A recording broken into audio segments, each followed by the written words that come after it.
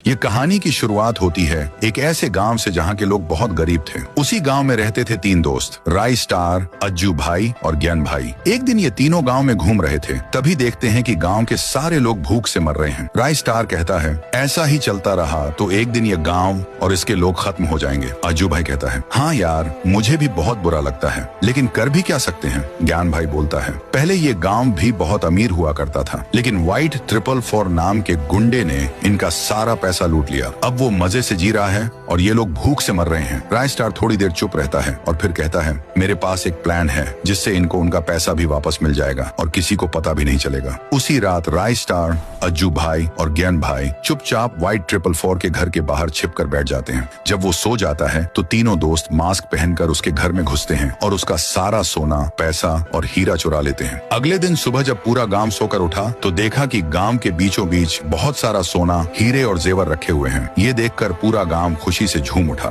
एक कोने में छिपे हुए राय स्टार, अज्जू भाई और ज्ञान भाई मुस्कुराते हुए सब देख रहे होते हैं। उधर व्हाइट 444 जब उठता है तो देखता है कि उसका सारा खजाना गायब है। वह तुरंत सीसीटीवी देखता है, उसमें 3 लड़के मास्क पहने दिखते हैं। वो गुस्से से चिल्लाता है, ढूंढो उनको, जिंदा या मुर्दा। अज्जू भाई और ज्ञान भाई मार्केट जा रहे होते हैं। रास्ते में उनकी बाइक एक गाड़ी से टकरा जाती है। गाड़ी रुकती है और उसमें से निकलता है व्हाइट 444। ज्ञान भाई डर जाता है। अज्जू भाई कहता है, देर मत कर, निकल चल। व्हाइट 444 का आदमी बोलता है, देख के नहीं चला सकते क्या? ज्ञान भाई जल्दी से कहता है, सॉरी भाई, गलती से लग गया। व्हाइट 444 हंसते हुए कहता है, छोड़ो, जाने दो, होता है। लेकिन जैसे ही वो दूर जाते हैं, व्हाइट 444 को याद आता है, ये तो वही हैं जिन्होंने मेरे घर में चोरी की थी। वो चिल्लाता है, गाड़ी घुमाओ, इनका पीछा करो। अज्जू भाई और ज्ञान भाई गांव पहुंच जाते हैं और सब राय स्टार को बताते हैं। राय स्टार कहता है, ठीक है, मैं बाहर जा रहा हूँ, तुम लोग गांव का ध्यान रखना। जैसे ही राय स्टार गांव से बाहर निकलता है, व्हाइट 444 अपने पूरे गैंग के साथ गांव पहुंच जाता है और तबाही मचा देता है। अज्जू भाई और ज्ञान भाई उससे लड़ते हैं, लेकिन वो दोनों को मारकर बेहोश कर देता है। राय स्टार जब वापस आता है तो देखता है कि पूरा गांव खून से सना हुआ है। चारों तरफ लाशें पड़ी हैं। व्हाइट 444 सामने खड़ा है और ज्ञान भाई और अज्जू भाई बंधे हुए हैं। व्हाइट 444 कहता है, तो तू है वो तीसरा चोर जिसने मेरे घर में चोरी की? राय स्टार जवाब देता है, हमने चोरी नहीं की, जो हमारा था बस वही वापस लिया, असली चोर तू है। व्हाइट 444 गुस्से में कहता है, अब तुझे तेरी औकात दिखानी पड़ेगी। फिर शुरू होती है जोरदार लड़ाई। गोलियां चलती हैं, बम फटते हैं, चारों तरफ धुआं और चीखें। जब धुआं हटता है, व्हाइट 444 देखता है राय स्टार, अज्जू भाई और ज्ञान भाई उसके सामने खड़े हैं।